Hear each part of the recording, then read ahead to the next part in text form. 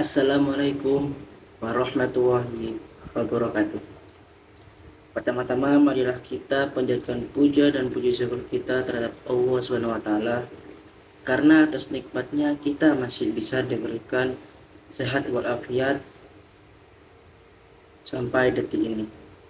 Dan tidak lupa sholawat serta salam kita curahkan kepada baginda Nabi besar kita, yaitu Nabi Muhammad SAW. Baik teman-teman yang aku cintai dan aku sayangi, di sini saya akan mengusung atau membahas atau mereview buku dari karya penerbit Citra Anak Soleh, yaitu Pengajaran Dinul Islam. Ya teman-teman. Jadi pada kesempatan kali ini aku mungkin sama teman-teman juga ingin membahas lebih dalam tentang pentingnya rukun Islam.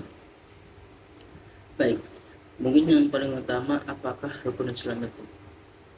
Rukun Islam ini mungkin bagi kita adalah pedoman hidup kita, tiang agama kita, seperti dasarnya bagaimana Allah itu menguji iman kita, ihsan kita, dan Islam kita. Jadi rukun Islam ini menguji keimanan kita, keislaman kita, dan keislaman kita itu seberapa kuat kita itu bertakwa kepada Allah SWT. Jadi rukun Islam ini tidak hanya satu, tidak hanya dua, bahkan ada 5. Rukun Islam ini ada 5. Yang pertama yaitu membaca 2 kalimat syahadat. Lalu yang kedua yaitu sholat. Yang ketiga puasa. Yang keempat zakat. Dan yang kelima haji bila yang mampu. Baik teman-teman sekalian, mungkin bagi teman-teman sekalian ini adalah rukun Islam itu sepele lah, maksudnya sepele dalam hal ini adalah materi dari kecil, dari kelas SD maupun SMP, tapi kok masih bisa dibahas sampai besar kita, nah sampai perkuliahan. Kenapa?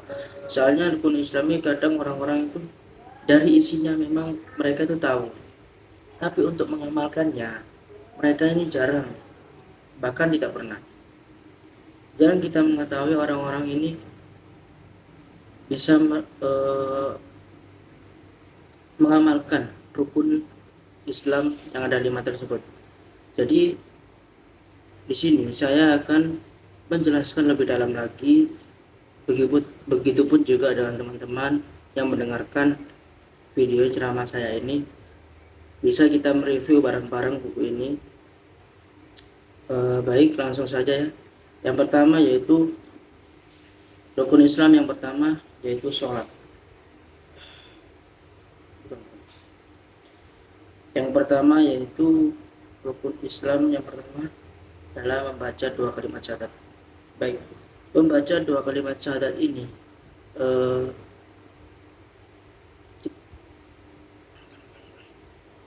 baik, rukun Islam yang pertama ini adalah membaca 2 kalimat syahadat. Apakah teman-teman tahu membaca 2 kalimat syahadat itu apa? Baik, 2 kalimat syahadat. 2 kalimat syahadat ini adalah seberapa besar kita itu bersumpah kepada Allah. Seperti sumpah kita itu, jika di 2 kalimat syahadat ini, itu kita itu mensumpahkan atau meyakinkan atau menjanjikan bahwa Tuhan kita itu adalah Allah Subhanahu wa taala, dan Nabi Muhammad itu adalah utusan satu-satunya Allah Subhanahu wa taala. Nah, seperti pada membaca 2 kalimat syahadat, mungkin teman-teman sudah asingkan dengan 2 kalimat syahadat ini, yaitu asyhadu an la ilaha illallah wa asyhadu anna Muhammadar Rasulullah.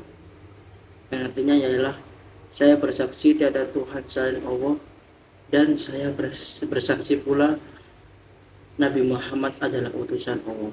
Jadi Ketika kita tahu artinya adalah kita bersaksi kepada kita sendiri, kepada Allah juga, bahwa Allah itu adalah Tuhan kita dan Nabi Muhammad adalah utusan Allah Subhanahu wa taala. Kita itu bersaksi. Seberapa besar yakin kita bahwa Nabi Muhammad dan juga Allah Subhanahu wa taala ini adalah Tuhan kita dan juga Nabi Muhammad adalah utusan Allah Subhanahu wa taala. Lalu yang kedua yaitu mendirikan sholat. Mungkin sholat ini gak asing buat teman-teman karena kita juga mengerjakan sholat ini setiap hari dari pagi, siang, dan malam juga. Nah, sholat ini terbagi menjadi 5 waktu ya teman-teman. Mungkin teman-teman sudah tahu. Yang pertama yaitu subuh, yang kedua adalah zuhur, yang ketiga adalah asyar, yang keempat ini adalah maghrib, dan yang kelima adalah isya. Nah, pada waktu subuh, sholat ini dikerjakan pada pukul sekitar 3:30 atau 4 pagi. Lalu dilanjutkan dengan sholat zuhur itu sekitar pukul 11:30 kalau enggak 12. Lalu dilanjutkan lagi sholat asar pada waktu sore hari yaitu sekitar pukul 2:30 kalau enggak jam 3. Lalu dilanjutkan lagi setelah itu kita sholat maghrib pada pukul 5:30 kalau enggak jam 6. Lanjut lagi beberapa menit kemudian, beberapa jam, kita sholat isya pada pukul 6:30 kalau enggak jam 7. Kenapa kita itu perlu mementingkan atau menjelaskan lebih dalam lagi tentang sholat ini? Karena orang-orang itu tahu sholat itu ibadah. Ya, orang-orang semua itu tahu sholat itu ibadah. Tapi orang-orang itu jarang untuk mengamalkannya ibadah tersebut. Kadang-kadang yang lalai pada waktu sholat subuh itu mungkin orang-orang jarang untuk mengerjakan. Lalu orang-orang itu sholat subuh itu kadang lalai 5:30 baru sholat subuh. Nah, itu yang perlu kita tekankan. Masalah logika, masalah pernyataan dari sholat tersebut kita sudah tahu, sudah tahu itu ibadah. Tapi kalau kita mengamalkannya itu yang kurang bagi kita. Jadi teman-teman, sholat ini juga termasuk rukun Islam, pedoman kita, tiang kita, yang agama kita. Terus ya intinya sholat ini penting bagi kita semua di kelak nanti ya teman-teman. Jadi jangan sampai lalai sholatnya, jangan sampai nggak dikerjakan sholatnya, karena sholat 5 waktu itu adalah sholat wajib, ibadah yang wajib buat kita semua.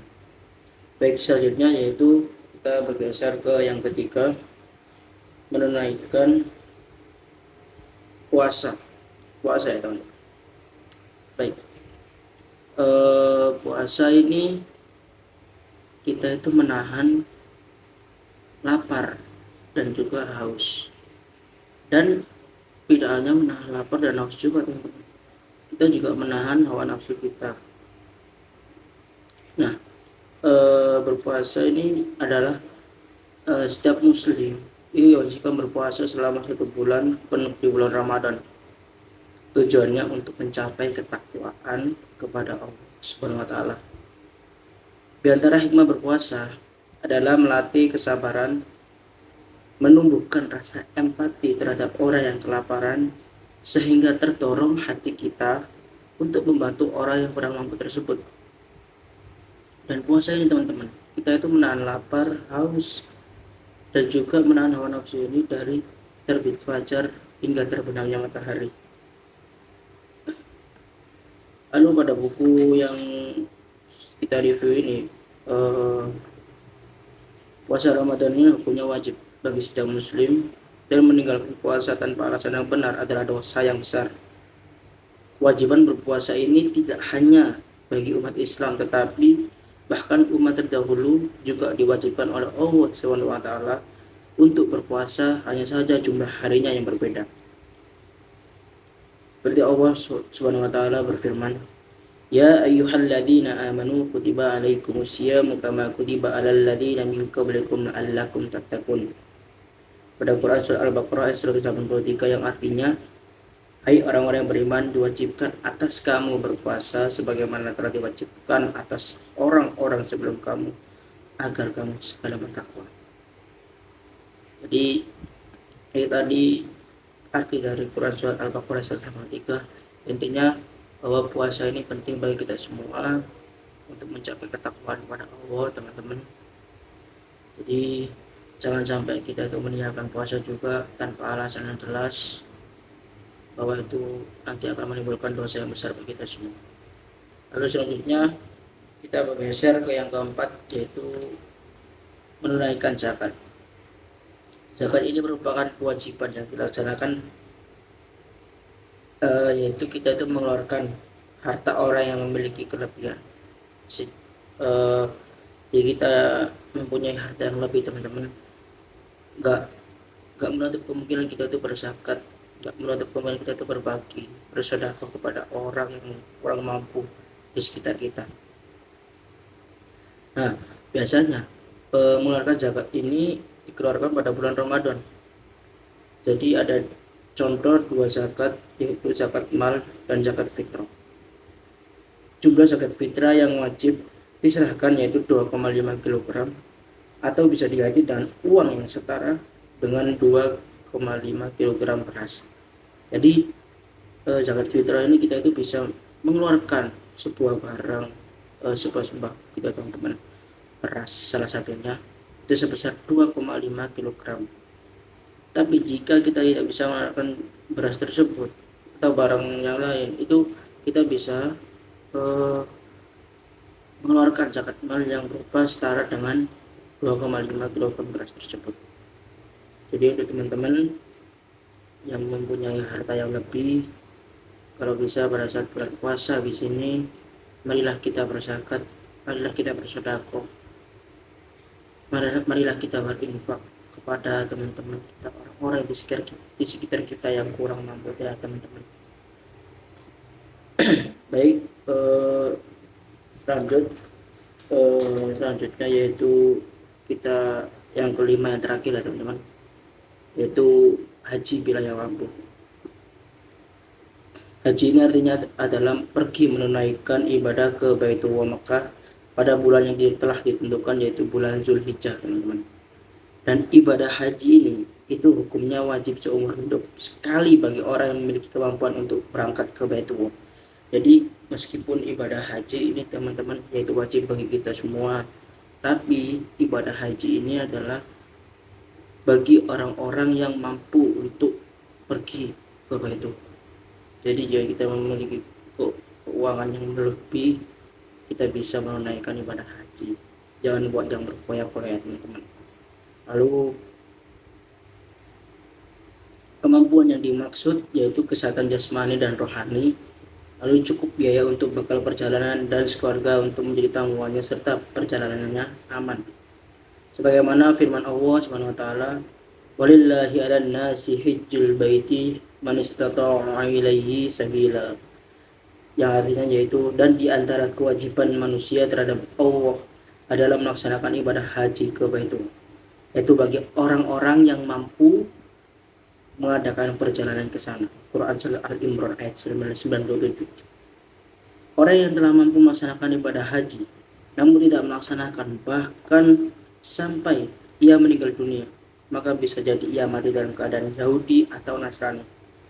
Sebagaimana hadis Rasulullah, man lam tahbishu hajatun dhahiratun aw maradun habisun aw sultanun jairun wa mata walam yahujja insya'a yahudiyya insya'a an-nasraniyya. Yang artinya, barang siapa yang tidak mempunyai kebutuhan mendesak, tersiksa atau penyakit yang parah, atau penguasa yang zalim, kemudian dia mati sebelum menunaikan haji, maka dia mati sebagai Yahudi atau Nasrani. Jadi mungkin itu saja yang bisa saya jelaskan, teman-teman. 5 rukun Islam di atas merupakan kewajiban setiap orang Islam untuk melaksanakannya demi tegaknya agama Islam. Dan jika orang-orang muslim meninggalkan, maka dia telah melakukan dosa besar dan Allah SWT mengancamnya dengan siksa api neraka yang pedih. Jadi mungkin itu saja yang bisa saya jelaskan ya teman-teman. Terima kasih teman-teman sudah mendengarkan. Mungkin 15 menit ke depan ya teman-teman. Mungkin untuk selanjutnya kita bakal mereview buku-buku lagi. Jadi teman-teman dengarkan yang video ini dulu ya teman-teman. Sekian dari saya. Wassalamualaikum warahmatullahi wabarakatuh.